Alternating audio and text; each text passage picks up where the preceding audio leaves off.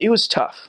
So my first companion, Elder Bustamante, um, uh, wonderful man. I think he was perfect trainer for me. Uh, and he was very silly, very playful, Mexican, didn't know any English at all. And um, except like, normal things that they know, like, hey, what's up, and things that don't matter. Uh, and maybe Book of Mormon words, I don't know. But he did not know a lot of English. Um, and he, uh, yeah, the first day, I remember we just like visited a family and then they gave us hamburgers for some reason.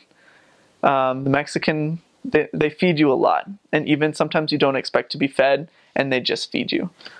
So that can be nice sometimes. It can also be stressful when you have a lot to do, but they like to feed you.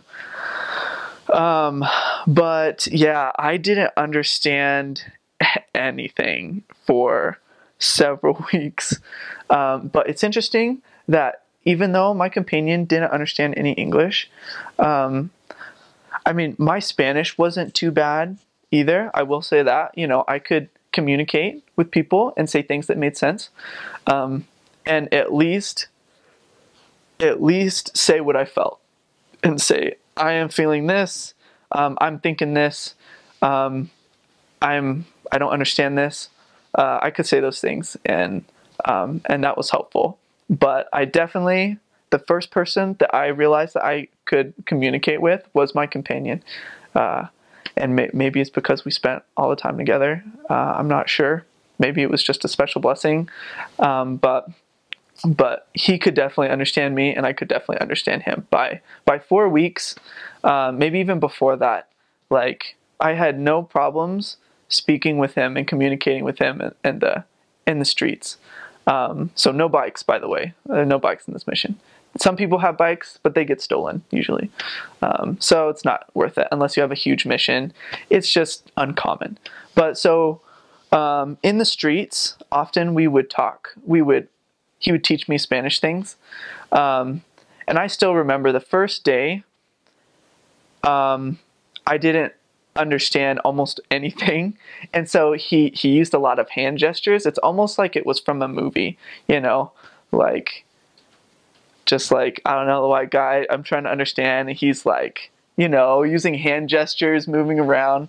That's why I'm glad he was so silly, because I remember that back on those things fondly now, even though it was stressful in the moment. And even after we kind of like got a thing down where we could communicate our feelings and like what we're going to do, our plans, and still, like, I would ask him, like, what do things mean? For example, I still remember I asked him what atropellar means, and because I heard it anyways, and he's like, okay. And so he's like, that's what he did to me. And I understood, atropellar means get run over by a car. And so, and of course, like in bad Spanish, you're like, oh, so that means that a car, because you don't know the word for hit, it's like, oh, so you get killed by a car or something stupid like that. And it's like, yeah. But also, so fun times talking with your companion, fun times trying to talk to people in the lessons is so hard, since, like, after the lesson, you talk about things that aren't pertaining to religious matters, like business and what they do for their spare time, and I wouldn't understand any of it because that's not what you learn in the MTC. And so it's so easy to like get drowsy or start wandering. And my first several companions kind of got on to me because they'd be like, you're not listening. I know you understand more than this. But it's just so easy not to pay attention when you don't understand. But so I realized that I just had to step it up and just pay a little bit more attention and focus a little bit harder, instead of giving up and just nodding, knowing, because at first, once they realize you don't speak well, they talk to your companion. and like, oh, so he, you know, and they talk about you to your companion, and you kind of understand, but you're like, oh, yeah, it's a sad story. But so I remember that being the case a lot of times.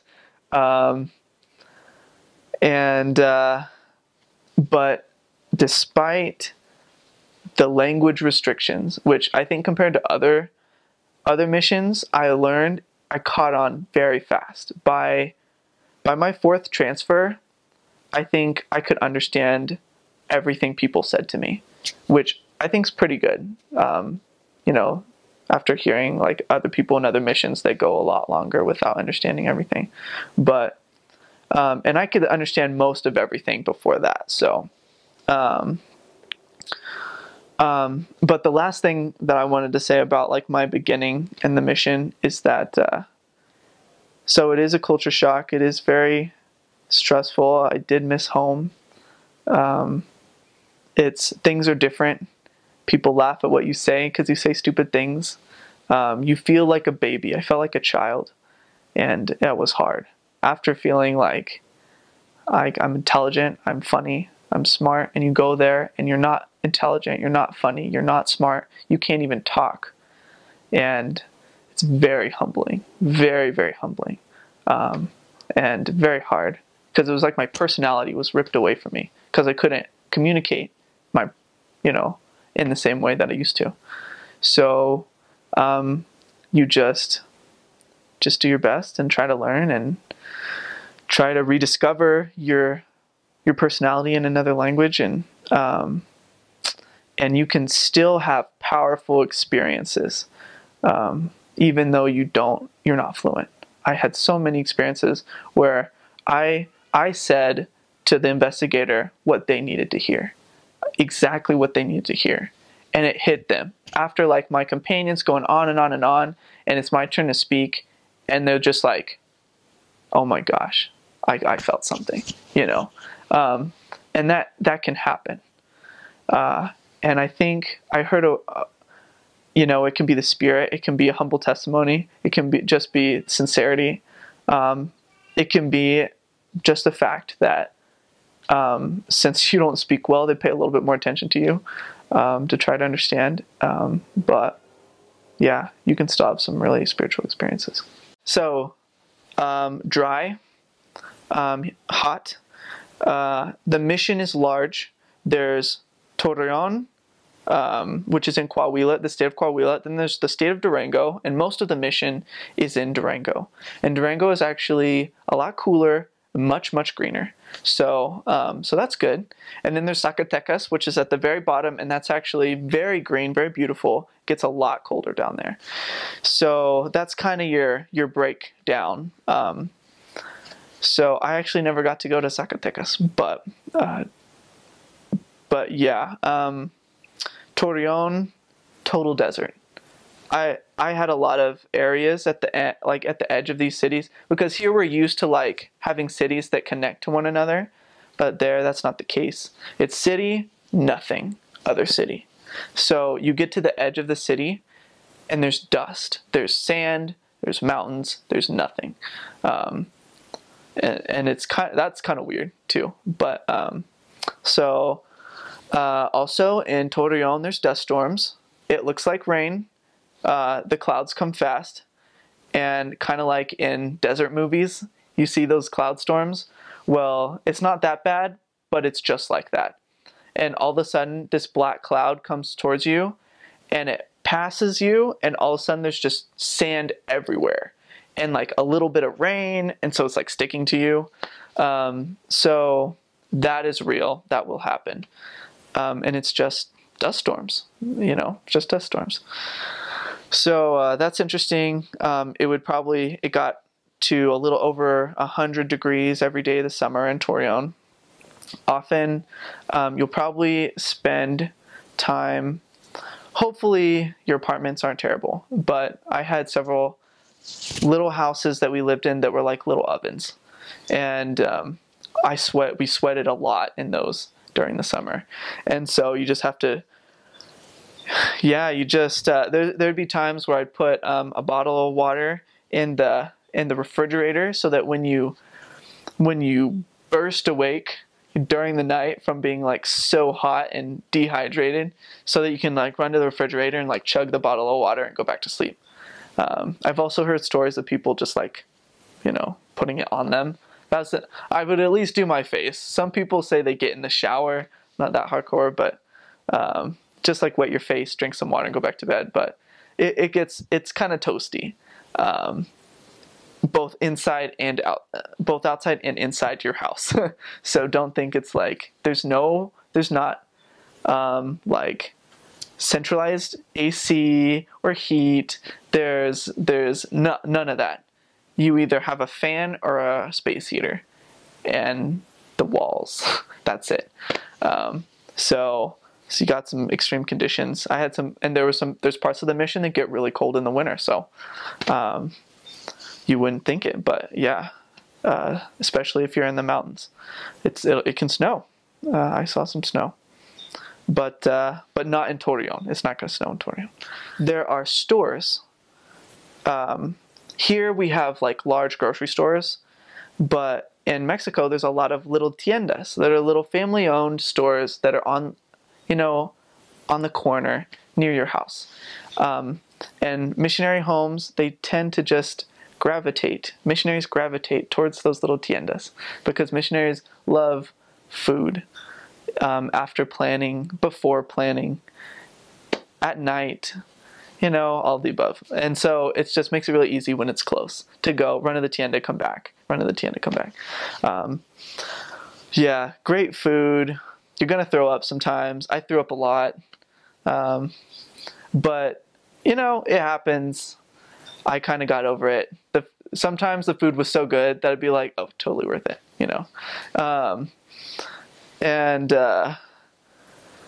but yeah, also,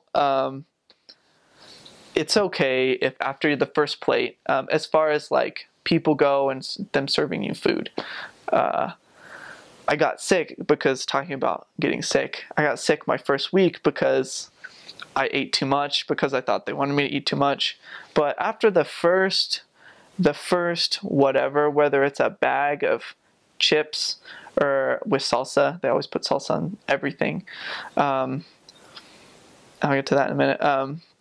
Or a plate of food. After the first, if you finish it, you wipe it clean. You say, "Estoy satisfecho." I'm good, and they're okay with that. They're rarely, and they'll be like, "Oh, are you sure?" And you say no, and that's fine. It's totally acceptable, no matter what people say.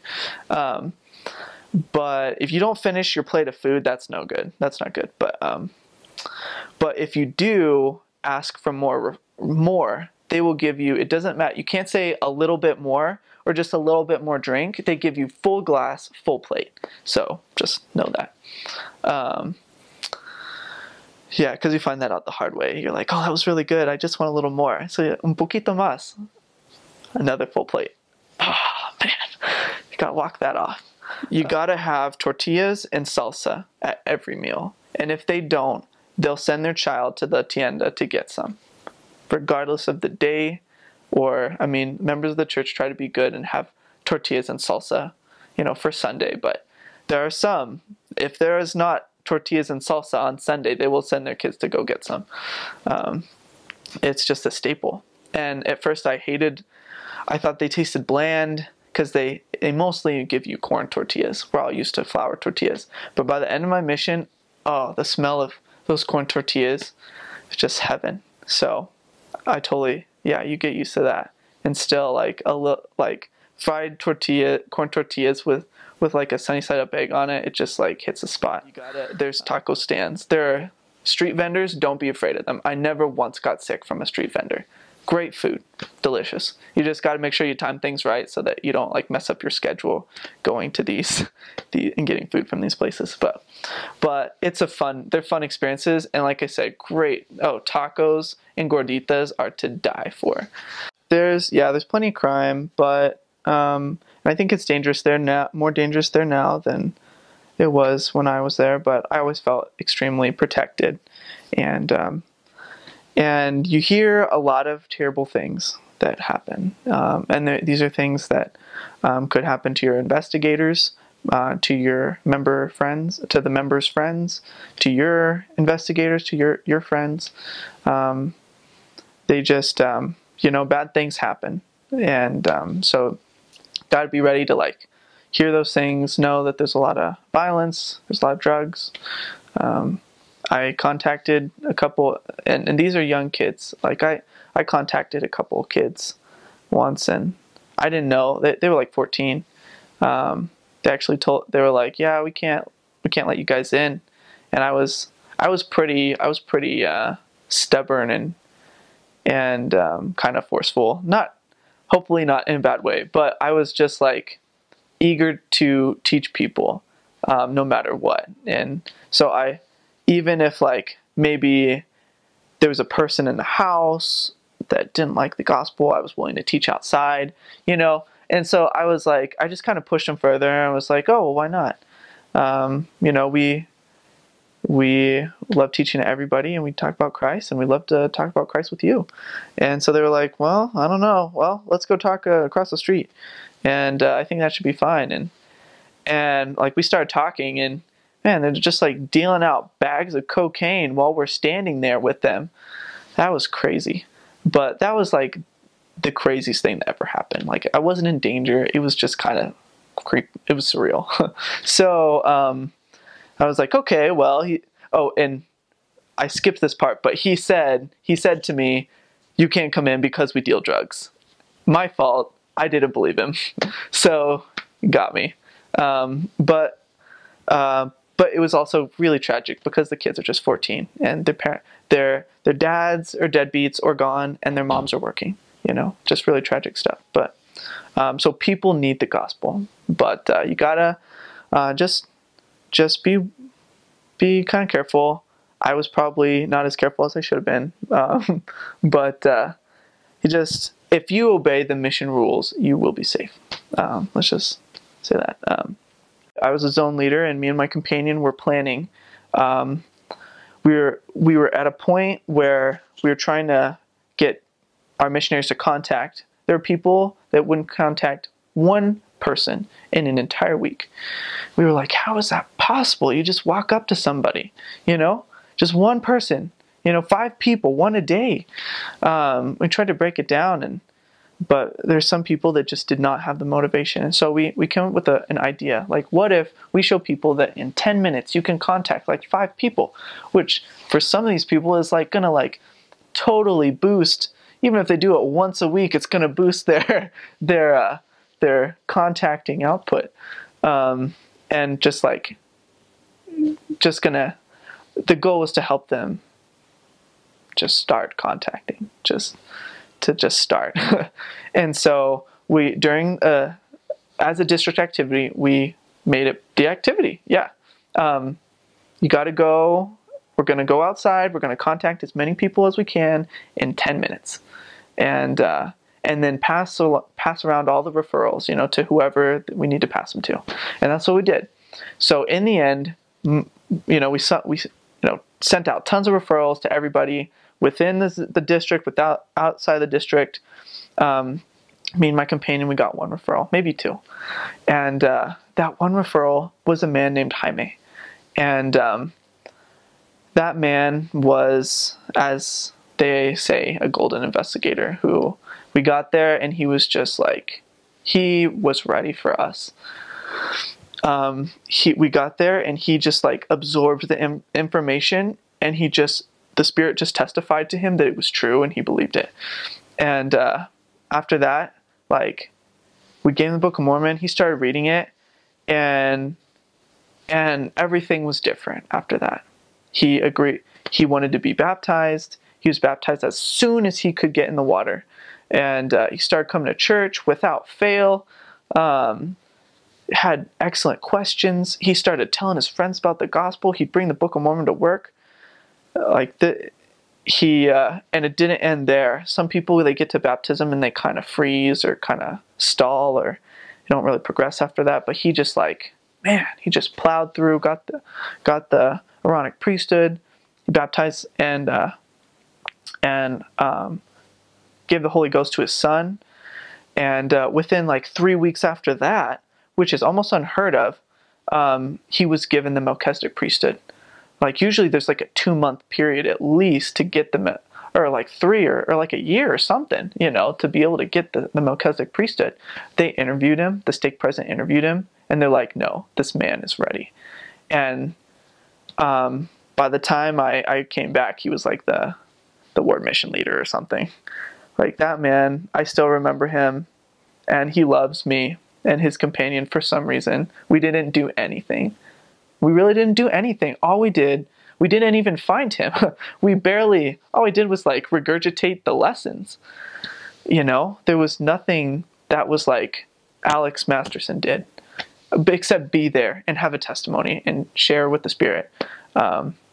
Which I might not even had to do that, you know. Some people are just so ready, and those are the people that you're looking for. There's going to be tons of people that don't want anything to do with you, and you don't need to press them for your time. Because there are other people like Jaime that are way more interested in giving you their time. So, like, you just don't need to worry about it when people don't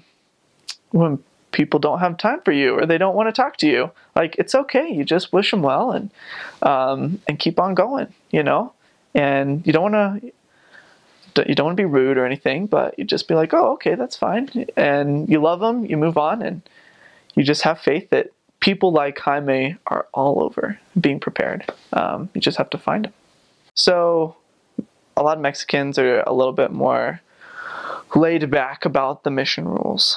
I mean, because they're laid back people in general, and which is really good in a lot of ways. It just, like, a lot of people are really open and they'll give you time, and but yeah, so like with something like the mission where obedience is an important part of the mission experience, and not necessarily because like the point is, because I realized by the end that the point isn't to obey every rule. It like is, you are supposed to do your best to obey every rule, but I think that you're not supposed to get, like, the takeaway isn't obey every rule. The takeaway is understanding the importance and necessity of repentance. Because sometimes I felt like there were too many. There's so many rules that it was almost impossible to keep them all every single day. And because things happen, and I realized, like, you know, I'm not, you know, gonna burn, or like the Spirit isn't gonna run away just because we get home a couple minutes late, or but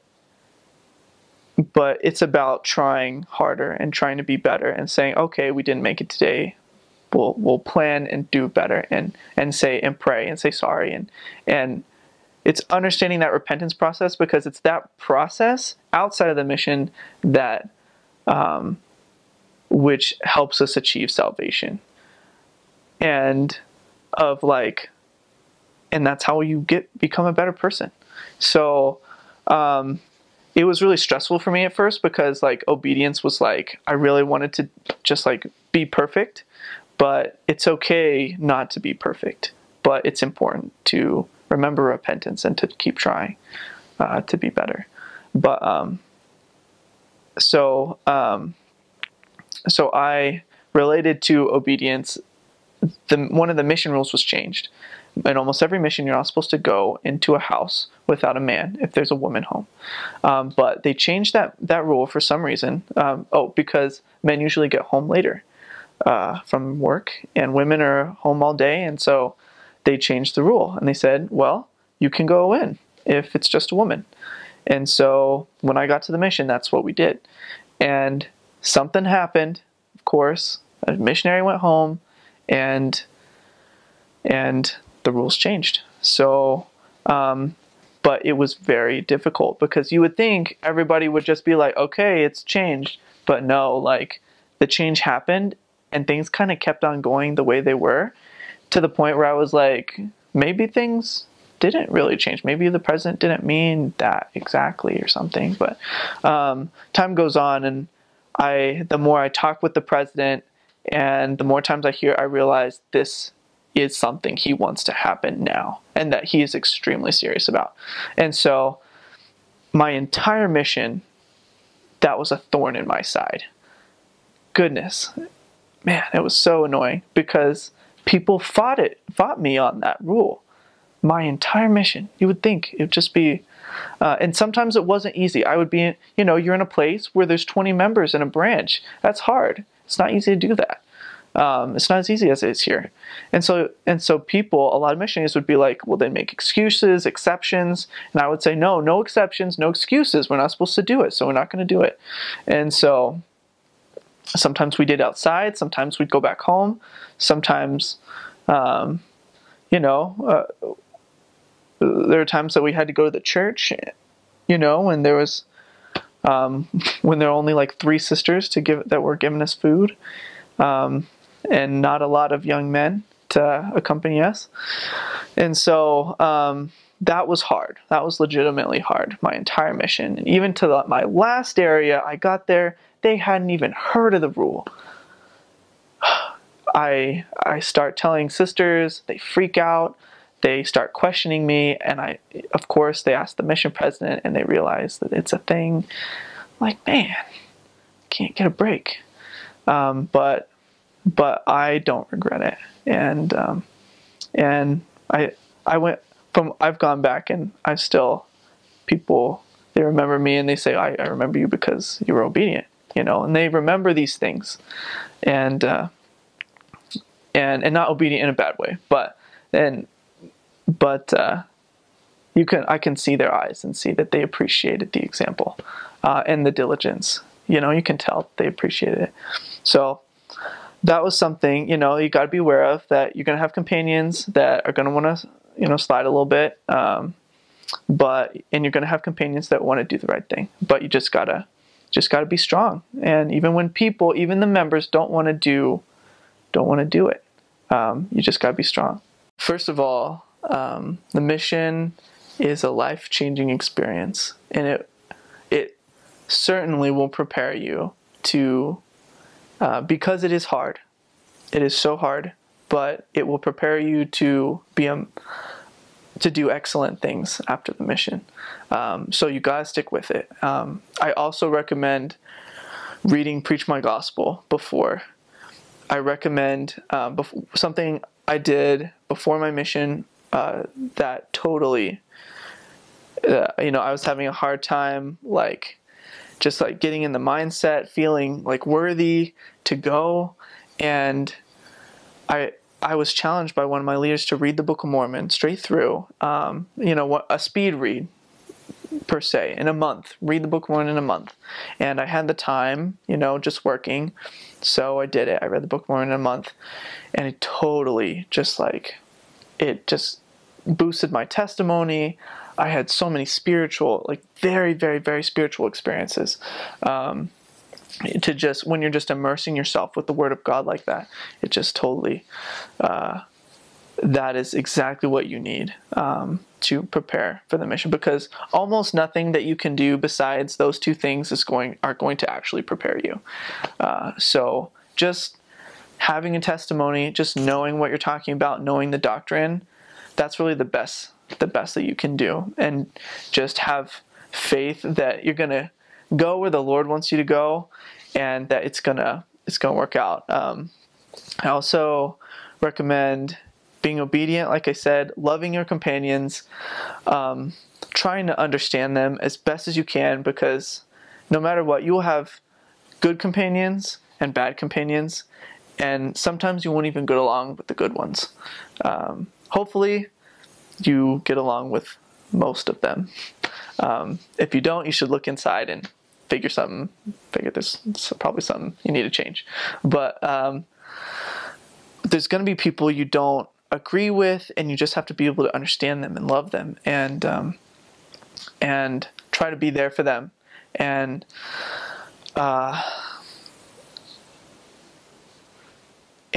no matter what, do not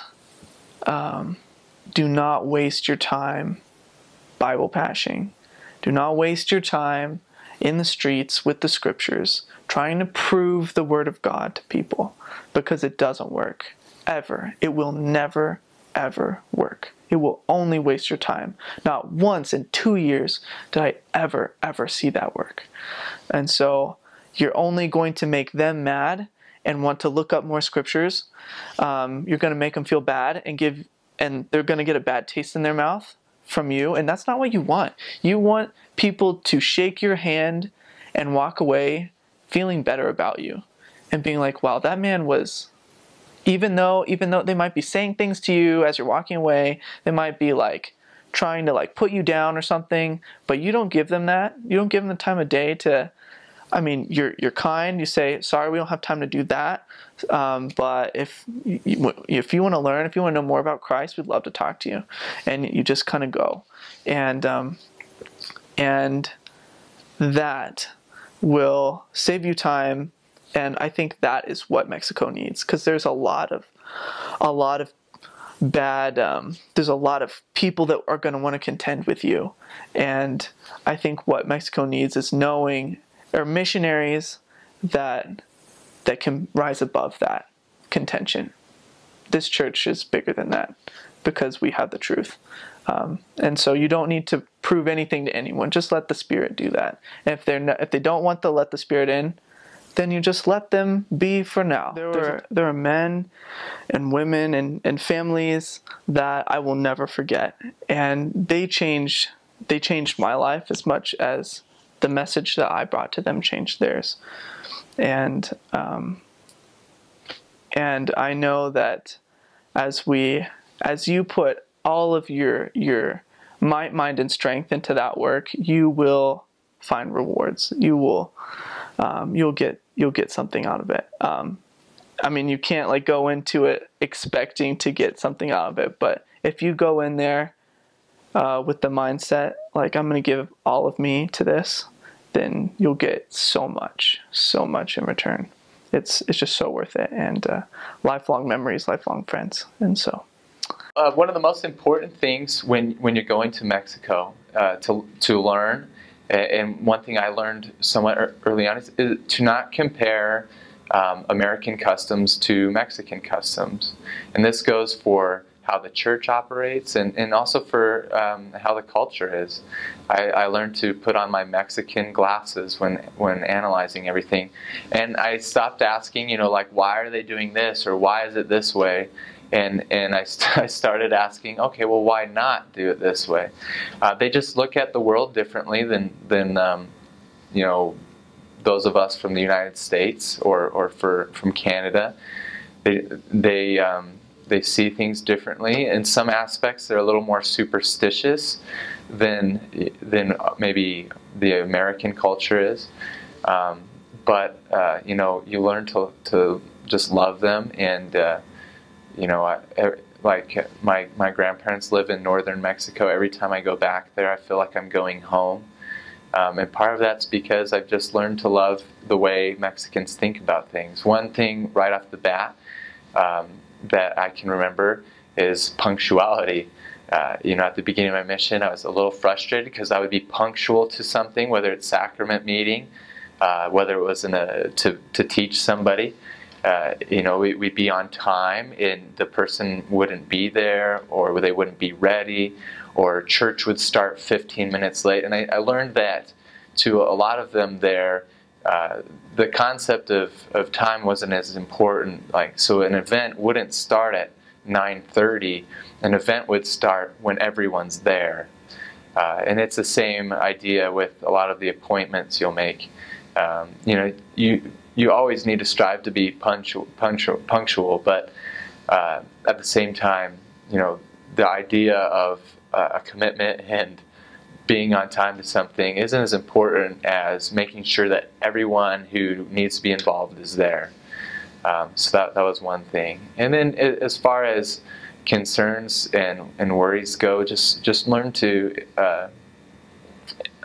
understand what worries them the most, and try to put yourself in their shoes. There's a lot of people that feel that they have to work on Sundays, and granted, that's a question of faith, and that's something that through the Spirit you can help them realize and help them take that step of faith to not work on Sundays. But a lot of these people are living day by day off the money that they're able to gather, whether it's selling something on the street corner or working as a bricklayer.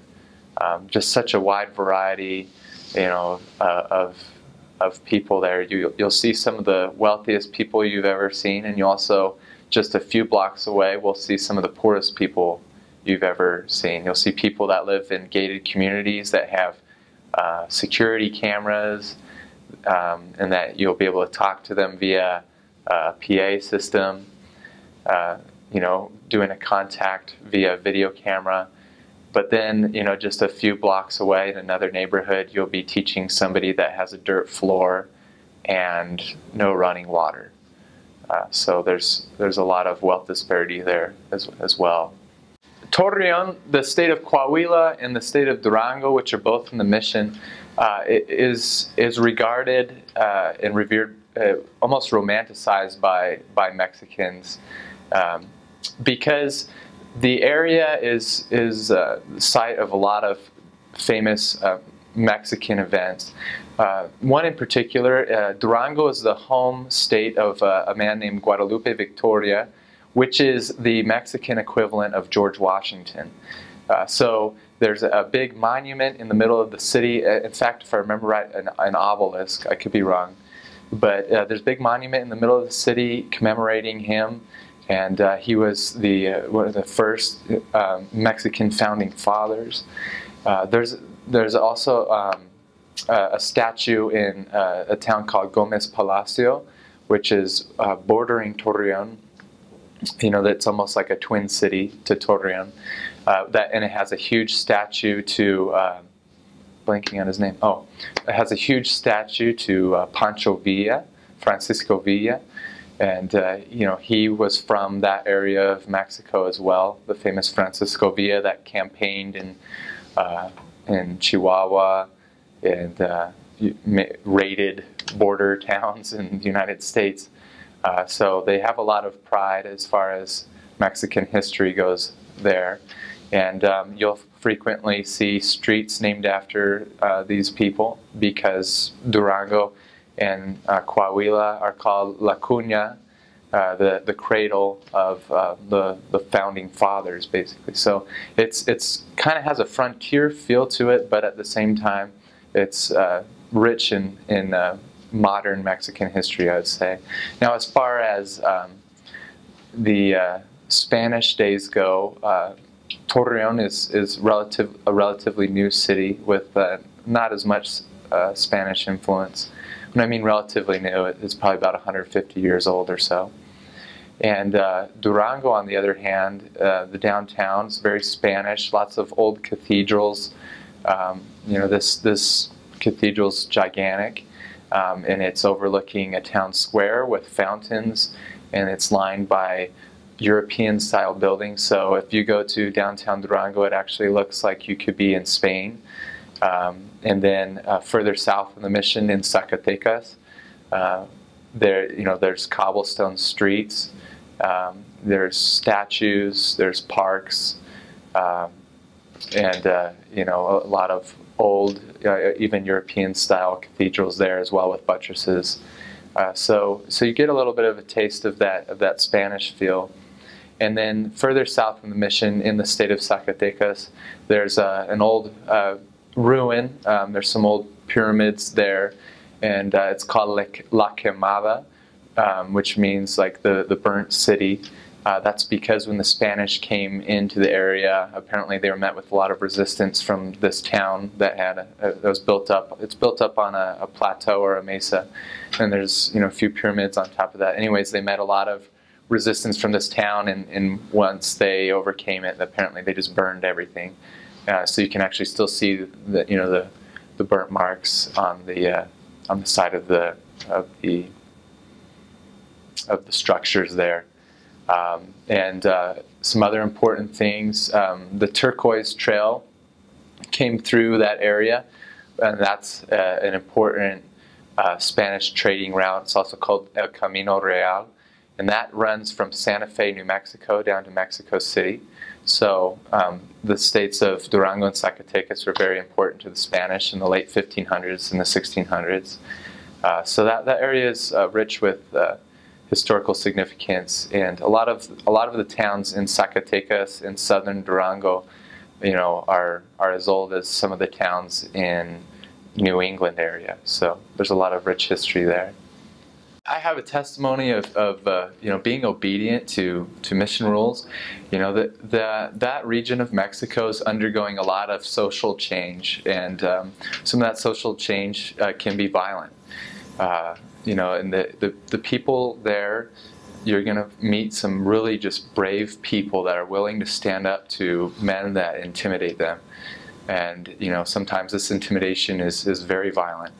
But I promise that as you obey mission rules, you'll never feel in danger. There may be times where you may feel threatened, but I promise that if you're living right, if you're doing what you're supposed to be doing, and if you're in the right place at the right time, you'll never have to worry about anything. You're going to meet people that have been intimidated and scared, and the gospel brings a new light and a new perspective into their life. And it's just amazing to see the transformation that occurs when you're able to reach out to some of these people that are just nervous and scared and worried about their future in terms of their relationship with their government, and also in terms of being able to pursue their dreams and provide for their family when they're worried about the violence that's happening between their government cracking down on men that are breaking the law. So frequently we'd be walking into different neighborhoods to go teach a family we had contacted or something like that. And my companion and I would be walking alongside the street, maybe even contacting somebody, and there would be an armed military convoy, and we're talking Humvees with men peeking out of the turrets with high caliber machine guns, and trucks loaded with squads of soldiers, 12 to 15, and a lot of just fishy stuff too.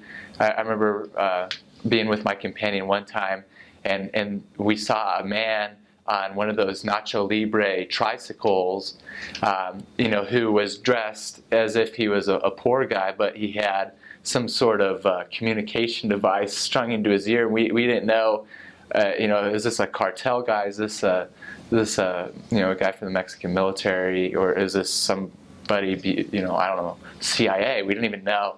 But there was this guy who was like just talking, informing, I'm assuming, on locations of people. But he was just there, and it was just strange to see, the army would be going in, patrolling different areas, and here my companion and I, we were armed only with our backpack and a few Book of Mormons in there and some pass-along cards. So there was definitely a lot of situations, where we're like, and we'd turn around, we'd go to another place, another street over, whatever. Serving anywhere in Mexico, you're gonna be turned into a connoisseur of Mexican food. In fact, when I came home from my mission, I just couldn't find the best, the restaurant that just had authentic food. I was always disappointed, like, oh, well, the tacos aren't like that down there and whatnot. Anyways, you be prepared for some excellent food. Let's start off with something that's very unique to that area. They're called gorditas, which translates to like little fatties or whatever. But they're awesome. So the gorditas, they are tortillas. They can be corn or they can be flour. And what happens is, the ladies will make these, dough tortillas, and they'll put them on a skillet. And as they're heating up, I don't know if you ever have heated up a tortilla in the microwave, but they start to bubble. Anyways, as these tortillas are heating up, the ladies will press the tortilla with their hand and then they'll flip it, which is another amazing thing. They don't use spatulas. They're just their bare fingers are touching the skillet, and they'll press it in a way that the whole tortilla bubbles up.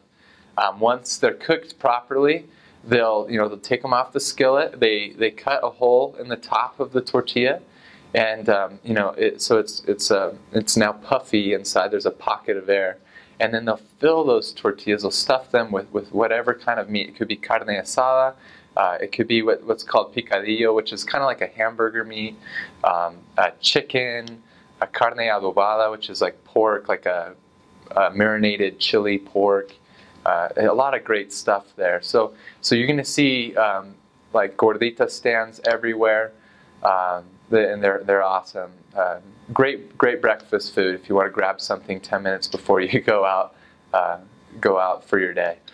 And then as far as other specialties go, they have chiles poblanos, which are just big chilies, just stuffed with cheese or chicken, rellenos, and also some other great stuff.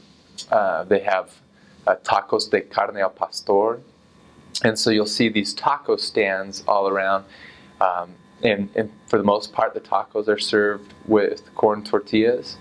They have this big skewer, and it will spin around, and it's full. This is the carne al pastor meat, and it's full with different types of ham, different types of beef, and also onion and pineapple.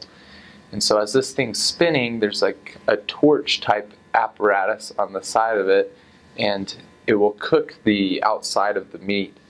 And the taco stand man will take some sort of knife, and he'll scrape off the edge of the skewer, the cooked meat. Cut in about 1/4 to 1/2 inch on that meat on the outside. Keeping in mind that you're also getting pineapple and onion in there too, and that they'll collect in a little bowl at the bottom, and from there he'll scoop out the meat and he puts it into an amazing taco. It tastes like heaven. So there's a lot of great food there. There's also different areas that sell what are called burrototes. And that translates just like a huge burrito.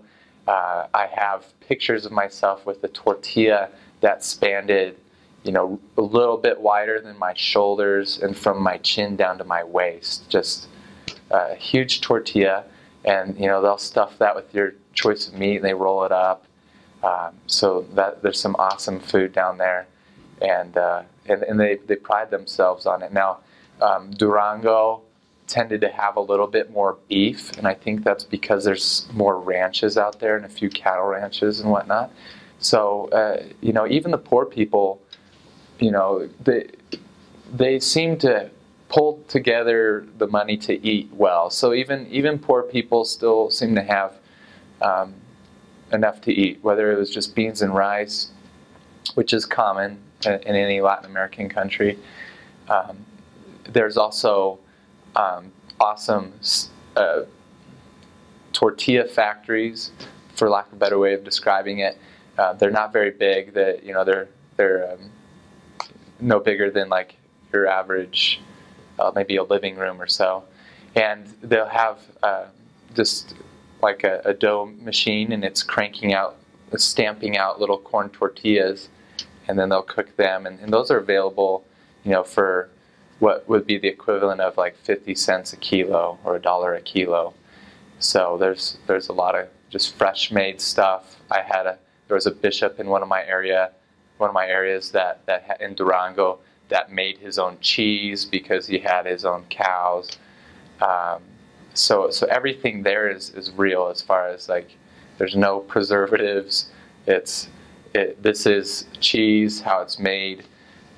There's also Mennonites that live in Durango, which is interesting because you'll see these Mennonites and they look like Idaho farmers, and you'll see them wandering around Durango, and you'll think that they should be speaking English, but they don't. They speak Spanish and a dialect of German.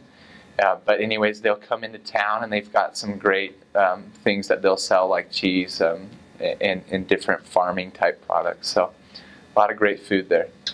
The field is white, all ready to harvest. Just like the scriptures say, it's not brown, ready to plant. And, just have the faith that you'll go out and find.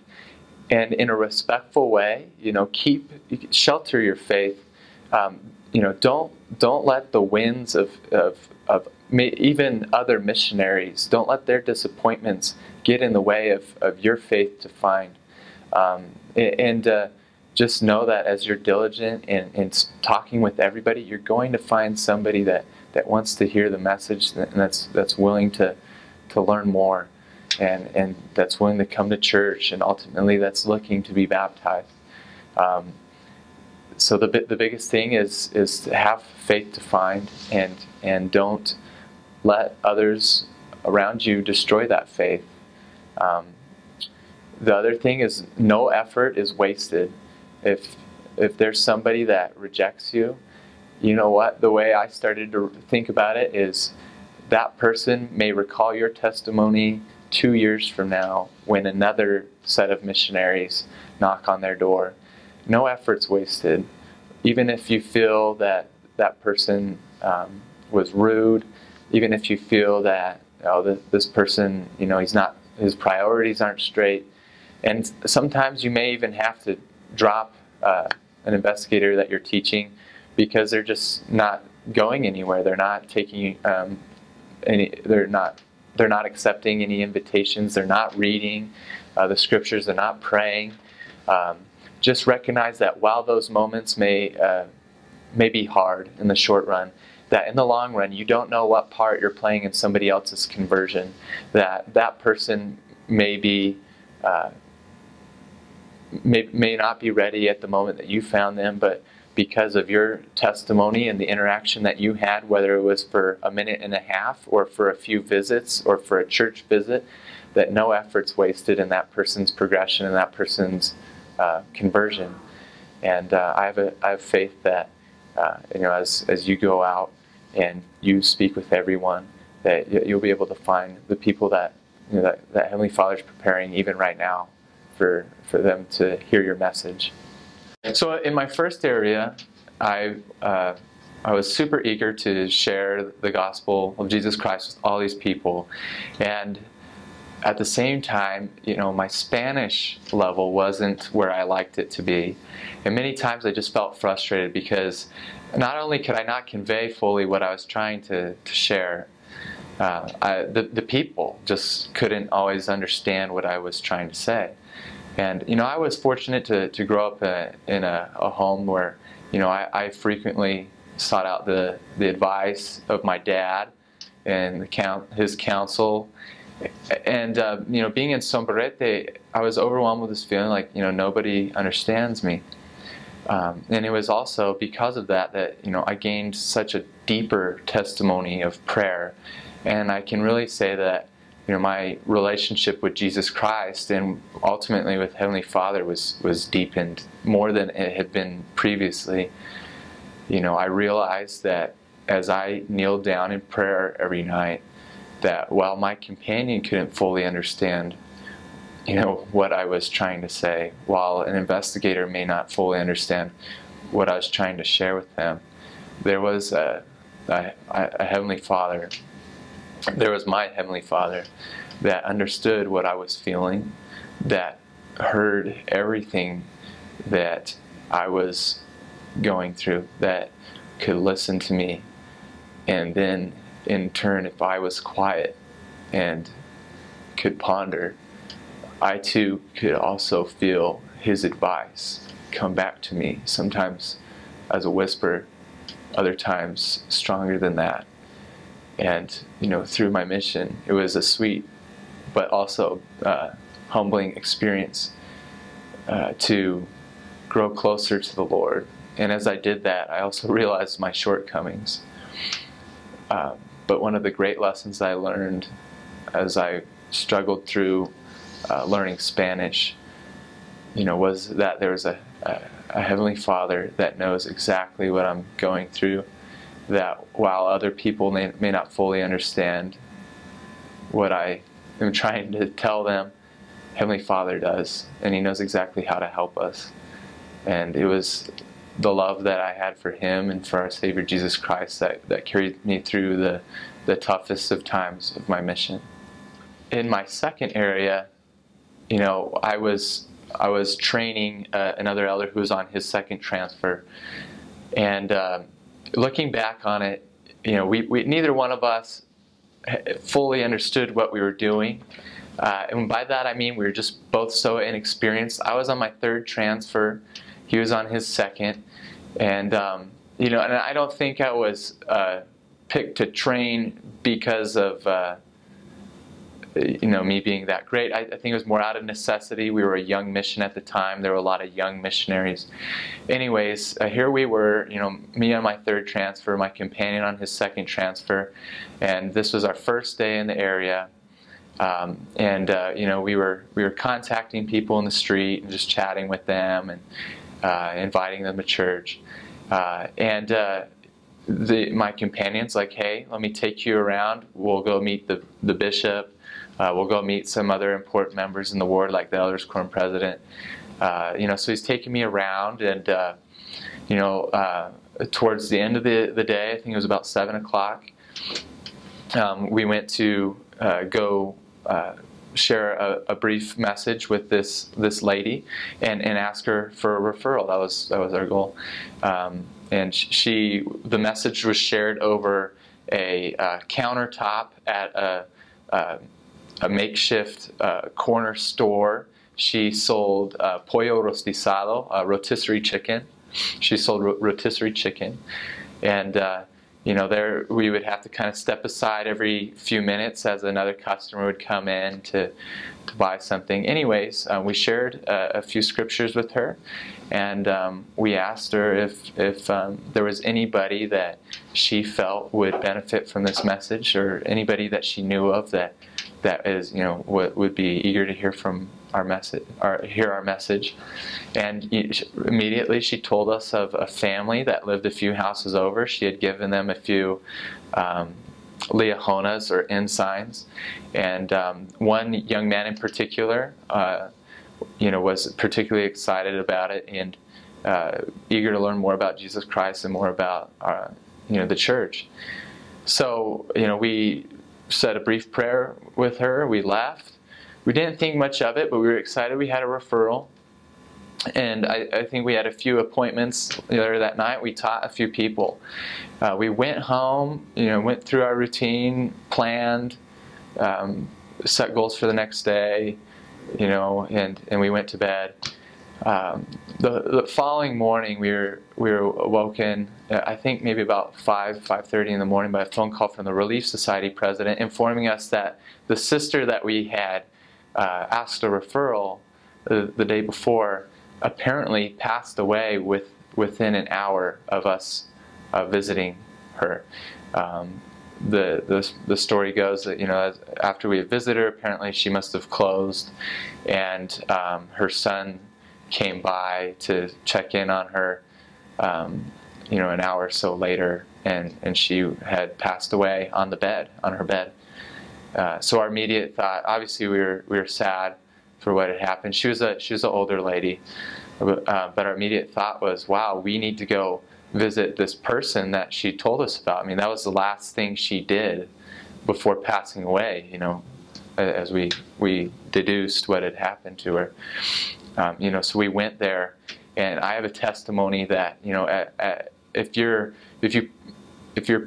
persevere, if you are diligent in talking with everyone, there will be somebody that's just waiting for you. And that was the case with this young man that we found that was friends with this sister. He was just waiting for us. He followed through on any sort of commitment we gave him. We would give him a chapter in the Book of Mormon. He'd read half the Book of Mormon. He just, everything that he did it with a purpose, and he was eager to accept our invitations. And he was baptized within 3 weeks, received the Aaronic priesthood the 4th week, turned around, and we had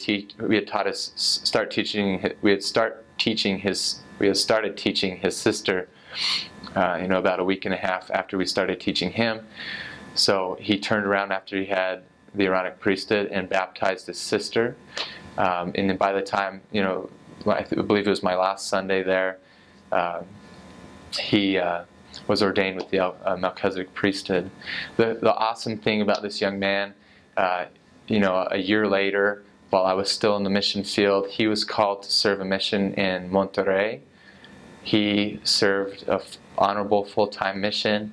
He's now been home for a year or two now, and he's married in the temple and has a beautiful baby daughter. His parents, who were never opposed to us teaching them, but weren't interested, they were baptized at some point during his mission, and they were sealed in the temple when he came home from his mission. So it's just amazing to see that because of that one referral from that wonderful sister, all these amazing things were able to happen, and it's just awesome. I still have contact with him, and it's just so great to see him progress, and I believe he's a counselor in the ward there now. So as far as advice for elders or sisters going to the Mexico Torreon mission, it's be prepared to have, it's going to be the best 2 years for your life. And I know that may even be a cliche, but I look back on the lessons and experience that I gained there, and I'll never forget some of the precious experiences that I've had there.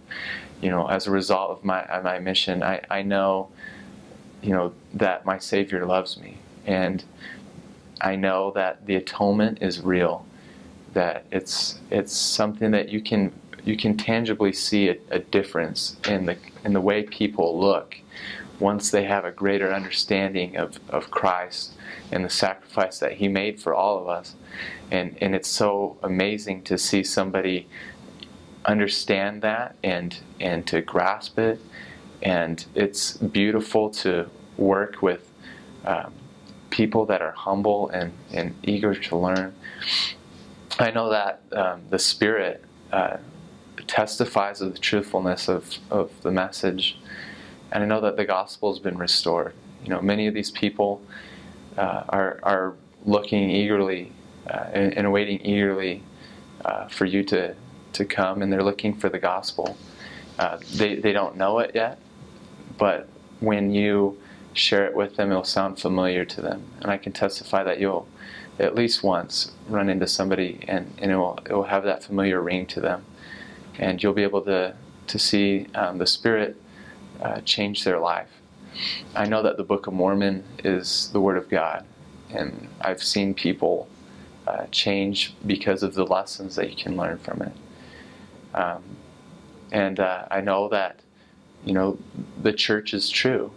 One of the biggest lessons I saw there was the church is growing and it's new. You'll be motivating local leaders. You'll be motivating members, and it's exciting to see a snowball effect to go into a branch or a ward that maybe isn't as excited about missionary work as they should be, to see this awesome snowball effect take place where towards the end of your stay there you just see all auxiliaries, all organizations and quorums just firing on all cylinders, and the members just working alongside you via references or via helping just people come to church activities. And it's really exciting to see that. And the lesson I learned is you have to be patient and you have to love